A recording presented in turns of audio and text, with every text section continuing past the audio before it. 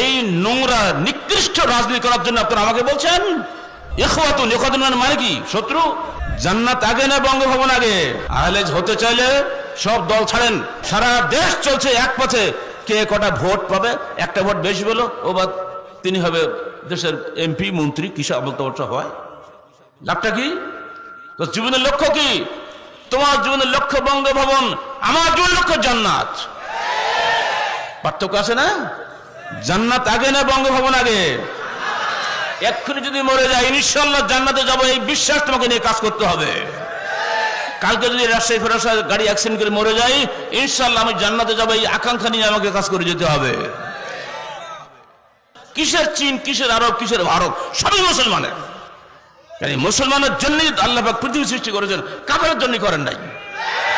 কোন কাফের জান্নাতে যাবে না, কোন বেদাতি জান্নাতে ঢুকবে না, কোন মুশরিক জান্নাতে যেতে পারবে না। জান্নাতে গেলে শুধুমাত্র হাদিসপন্থী খাঁটি মুত্তাকি পরহেজগার লোকেরা জান্নাতে যাবে। এত সস্তা। যারা অন্য দল করেন, আহলেজের ভোট নিয়ে যারা দলবাজি করেন, তারাই এইভাবে এগুলো করেছে। সারা বাংলাদেশ বহু প্রমাণ আছে আমাদের কাছে। জি না, আহলেজ হতে চাইলে সব দল ছাড়েন। কুফরি রাজনীতি আর ইহুদি অর্থনীতি অবশ্যই তওবা করতে হবে। কুফরি রাজনীতি, ফেরকাবন্দির রাজনীতি, দলে দলে ভাই ভাই মারামারি লাগাই দাও, দেশের মধ্যে পরস্পর খুনোখুনি লাগাও, এর নাম নাকি রাজনীতি।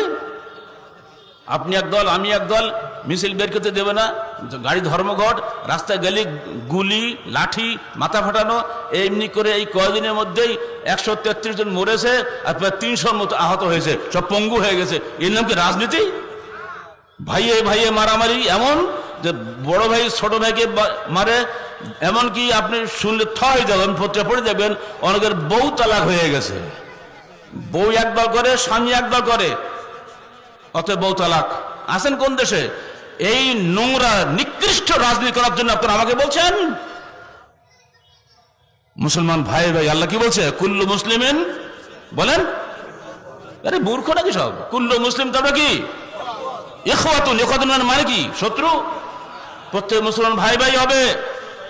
এই ভাই ভাইকে ধ্বংস করে এই তন্ত্র মন্ত্র, ভাই ভাই কেউ থাকে না। যারা দুনিয়াবী স্বার্থ দেখে তারা দিনও হারায়, দুনিয়াও হারায়। দিনের কাজ করবেন দিনের স্বার্থে, দুনিয়ার স্বার্থে নয়। ঠিক দুনিয়ার জন্য দুনিয়া করবেন, সে দুনিয়া পাবেন, আখেরাত পাবেন না।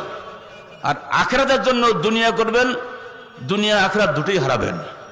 আর দুনিয়ার জন্য আখেরাত করবেন, দুনিয়াও শেষ, আখেরাতও শেষ।